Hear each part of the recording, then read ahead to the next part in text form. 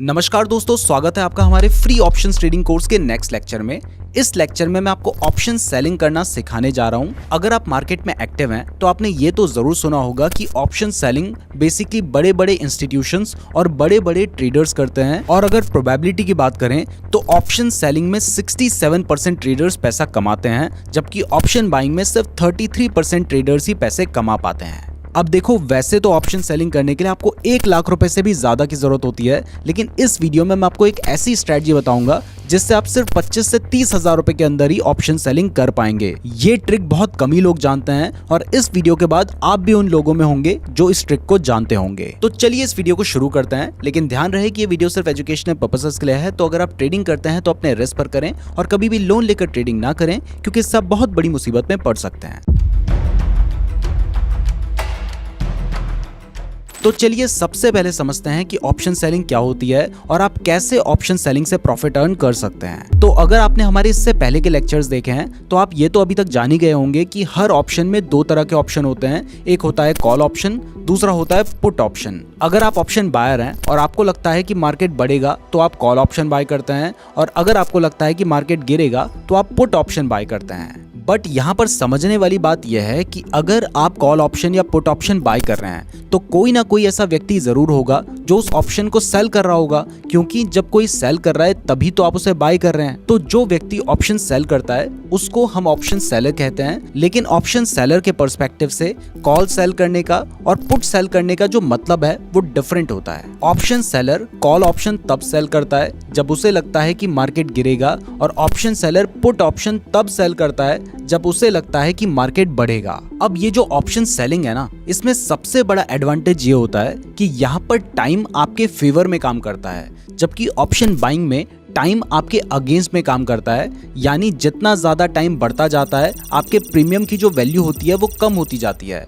लेकिन option selling में जितना ज्यादा टाइम बढ़ता जाता है उतना जो प्रीमियम ऑप्शन बायर का खर्च हो रहा है वो आपको मिलता जाता है। यानी इसमें जितना ज्यादा टाइम बढ़ेगा उतना ज्यादा आपका प्रॉफिट होगा। अगर आप बिल्कुल बेसिक से लेकर एडवांस तक का स्टॉक मार्केट सीखना चाहते हैं तो आप हमारे स्टॉक मार्केट मास्टरी कोर्स को हमारे ऐप नीरज जोशी से बाय कर सकते हैं। लिंक डिस्क्रिप्शन पे दिया गया है। अब ऑप्शन सेलिंग क्या होती है इसे एक एग्जांपल से समझते हैं। मान लीजिए आप एक बाइक शोरूम के ओनर हैं। आपके पास एक कस्टमर आता है जो कि एक पर्टिकुलर बाइक को खरीदना चाहता है, लेकिन वो बाइक अभी मार्केट में अवेलेबल नहीं है। तो ऐसे में आप उस बायर को कहते हैं कि एक काम करो, अभी आप मुझे 10,000 रुपए दे दो, 1 महीने बाद मेरे पास ये बाइक आएगी, और अभी बाइक की प्राइस 2 लाख रुपए चल रही है, तो 1 महीने बाद भी मैं आपको जो बाइक है वो 2 लाख रुपए में ही दूंगा, चाहे उसकी प्राइस उस टाइम पर कुछ भी हो। तो ऐसे आप सिर्फ 10,000 रुपए लेकर 2 लाख रुपए की बाइक को सेल करने का कॉन्ट्रैक्ट कर देते हैं। अब 1 महीने बाद जब वो बाइक मार्केट में आती है तब उस बाइक की प्राइस घटकर 1,60,000 रुपए हो जाती है।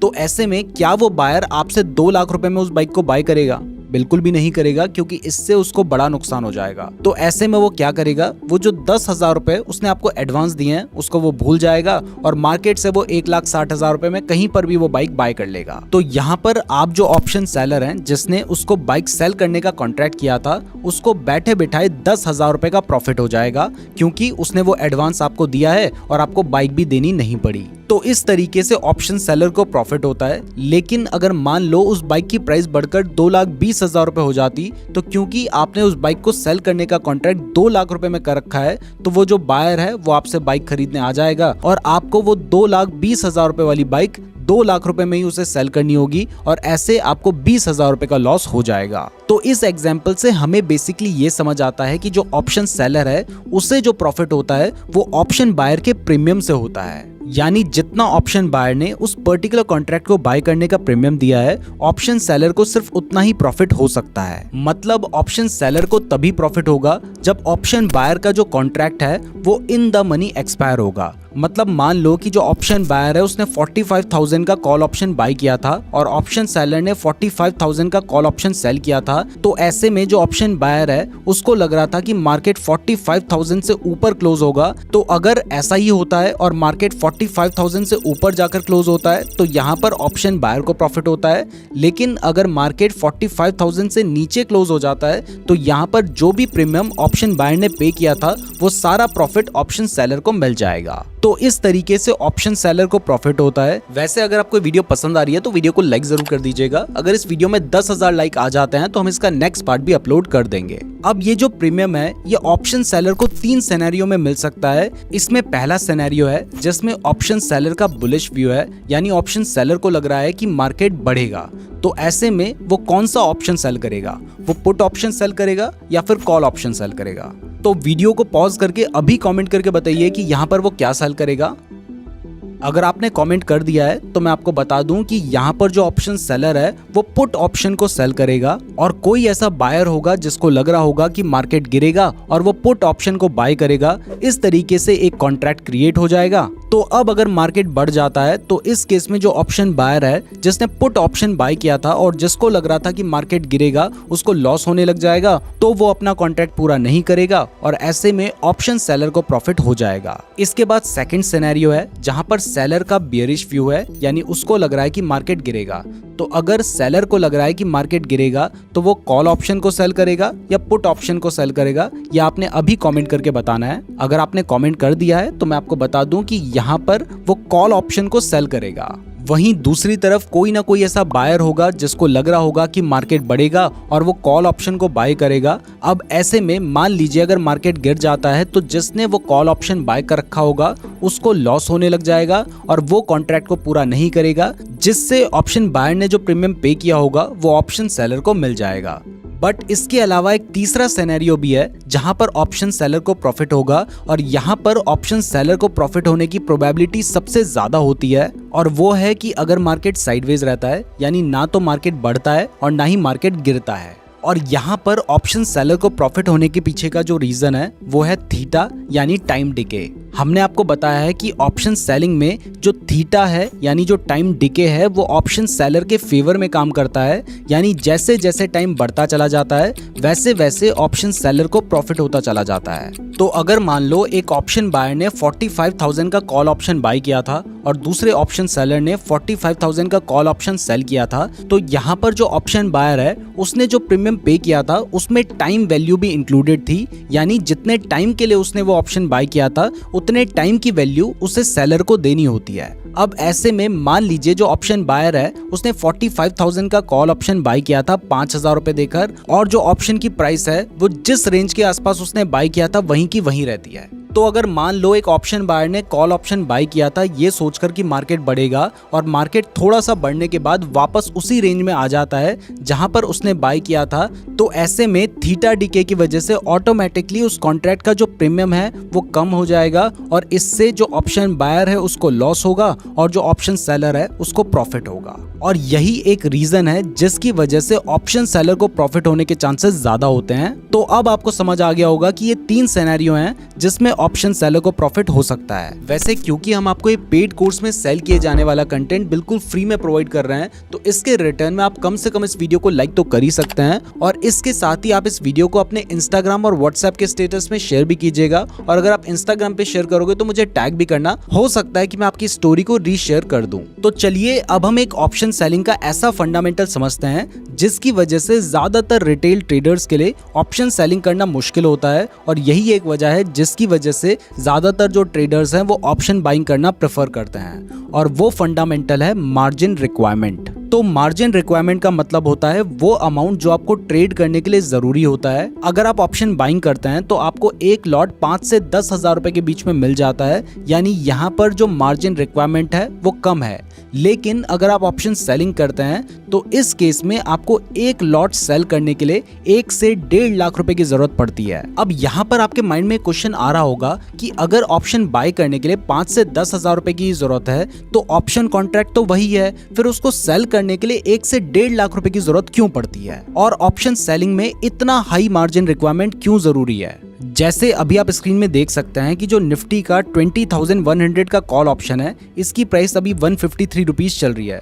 तो अगर हम इसका एक लॉट बाय करते हैं तो वो हमें 7,625 रुपए में मिल रहा है। लेकिन वहीं अगर मैं इसका एक कॉल ऑप्शन सेल करने जाता हूँ तो उसके लिए मुझे 1,14,955 रुपए देने पड़ रहे हैं। तो इनके मार्जिन रिक्वायरमेंट में इतना ज्यादा डिफरेंस क्यों है? तो इसको समझने के लिए अभी आपको स्क्रीन पे जो चार्ट दिखाई दे रहा है ना, उसे ध्यान से देखिए, अगर आप ऑप्शन बाइंग करते हैं तो यहाँ पर आपको जो लॉस हो सकता है वो कितना हो सकता है? वो जितना प्रीमियम आपने पे किया है उतना ही हो सकता है। यानी यहाँ पर आपका जो लॉस है वो लिमिटेड है, जबकि जो प्रॉफिट होता है वो अनलिमिटेड होता है। यानी ऑप्शन बाइंग में आपको कितना भी प्रॉफिट हो सकता है। लेकिन अगर हम ऑप्शन सेलिंग की बात करते हैं तो यहाँ पर आपको जो प्रॉफिट हो सकता है वो लिमिटेड है, और वो कितना है? जितना ऑप्शन बायर ने प्रीमियम पे किया है आपको उतना ही प्रॉफिट हो सकता है। लेकिन यहाँ पर जो ऑप्शन सेलर को लॉस है वो अनलिमिटेड हो सकता है।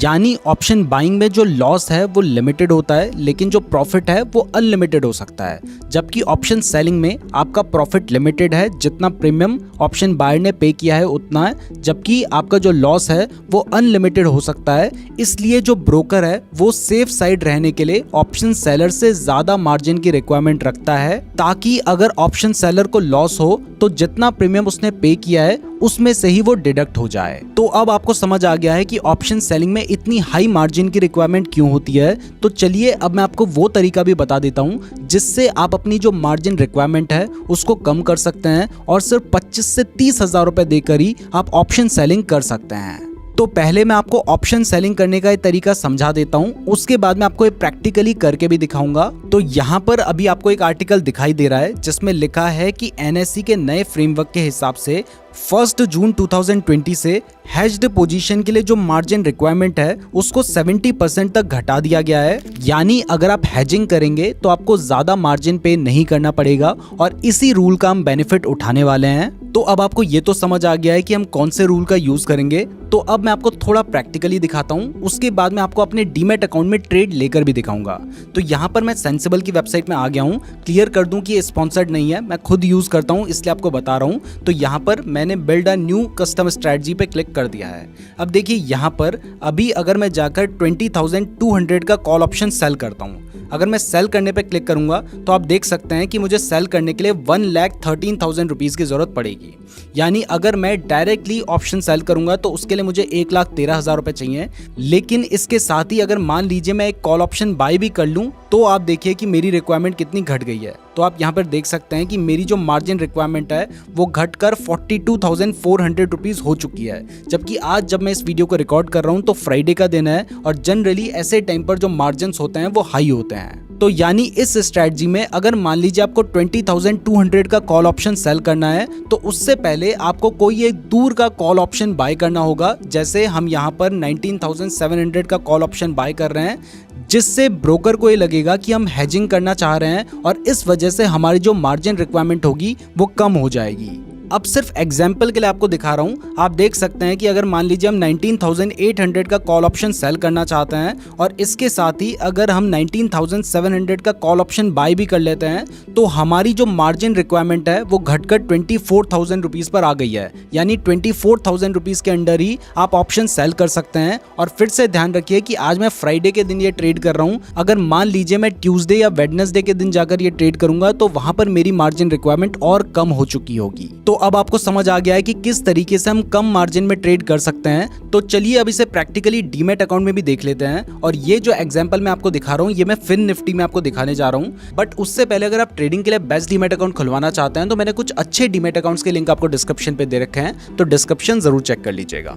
तो अभी आप देख सकते हैं कि जो एटीएम है वो 20,500 का चल रहा है। तो अगर मान लीजिए मैं इसका पुट ऑप्शन सेल करना चाहता हूँ तो इसके एक पुट ऑप्शन को सेल करने के लिए मुझे जो मार्जिन रिक्वायरमेंट दिखाई जा रही है वो है 1,04,000 रुपए की। लेकिन मेरे डीमैट अकाउंट में सिर्फ 30,000 रुपीज ही पड़े हुए हैं। यानी अगर मैं नॉर्मली चाहूं तो फिर मैं इस ऑप्शन को सेल नहीं कर सकता हूं। इवन मैं आपको एक बार ट्रेड लेकर दिखा भी देता हूं। देखिए मैंने ट्रेड लगाया और यहाँ पर मुझे साफ साफ दिखाई दे रहा है कि आपका जो ऑर्डर है वो रिजेक्ट हो गया है, क्योंकि मेरे अकाउंट में सिर्फ 30,000 रुपीज पड़े हुए हैं। और इसके एक ऑप्शन को सेल करने के लिए मुझे 1,04,000 रुपीज की जरूरत होगी।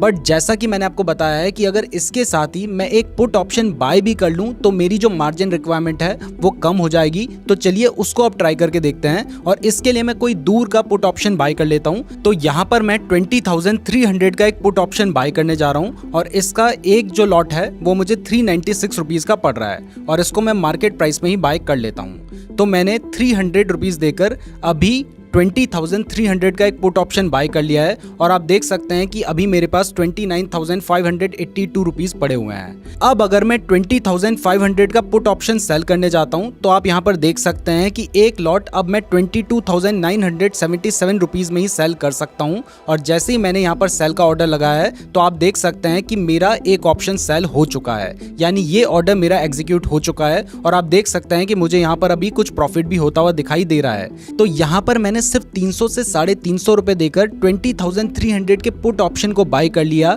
और क्योंकि मैंने एक पुट ऑप्शन बाय कर लिया है इसलिए अब जब मैं पुट ऑप्शन सेल करने जाता हूं तो यहां पर मुझे इसका जो मार्जिन है वो लगभग 70% कम देखने को मिलता है। आपको पता है कि मेरे पास सिर्फ 30,000 रुपीज थे और आप देख सकते हैं कि अभी भी मेरे पास 6,500 रुपए पड़े हैं, यानी मैंने एक ऑप्शन को सिर्फ 23,500 रुपीज में ही सेल कर दिया है।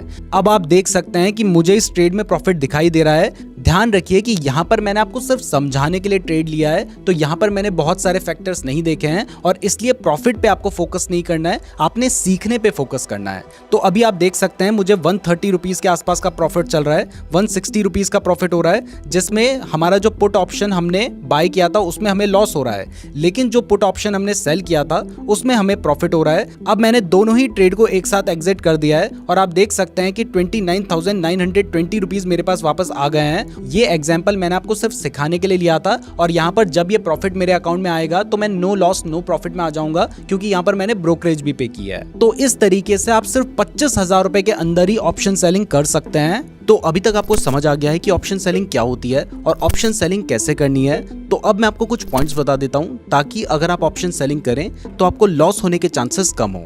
तो सबसे पहला पॉइंट है कि भले ही ऑप्शन सेलिंग में प्रॉफिट होने के जो चांसेस हैं वो ऑप्शन बाइंग के कंपैरिजन में ज्यादा होते हैं, लेकिन ऑप्शन सेलिंग में जो आपको प्रॉफिट हो सकता है वो लिमिटेड ही हो सकता है, जबकि रिस्क इसमें अनलिमिटेड होता है। इसलिए जब भी आप ऑप्शन सेलिंग करेंगे तो आपको एक प्रॉपर स्ट्रैटेजी के साथ करनी है और उसके साथ ही स्टॉप लॉस जरूर लगाना है। दूसरा, क्योंकि आप जानते हैं कि ऑप्शन सेलिंग में जो प्रॉफिट हो सकता है वो लिमिटेड होता है, तो ऐसे में अगर आप ऑप्शन बायर हैं और अब आप पहली बार ऑप्शन सेलिंग करने जा रहे हैं तो वहां पर आपकी जो एक्सपेक्टेशंस होंगी वो हाई होंगी और अगर आप उस एक्सपेक्टेशन के साथ ट्रेड करेंगे तो वहां पर भी आपको लॉस होने के चांसेस ज्यादा हो जाएंगे। इसलिए हमेशा ध्यान रखें कि ऑप्शन सेलिंग में आपको जो प्रॉफिट होगा वो कम होगा, लेकिन होने के चांसेस ज्यादा होंगे। और तीसरा, हमेशा याद रखें कि ऑप्शन सेलिंग में टाइम आपके फेवर में काम कर रहा है, तो आपको टाइम की टेंशन नहीं लेनी है। बस आपने जो ट्रेड लिया है वो सही होना चाहिए, तो एक प्रॉपर एनालिसिस के साथ ही ट्रेड लें। उसके बाद अगर मार्केट आपके फेवर में होगा तब तो आपको प्रॉफिट होगा ही,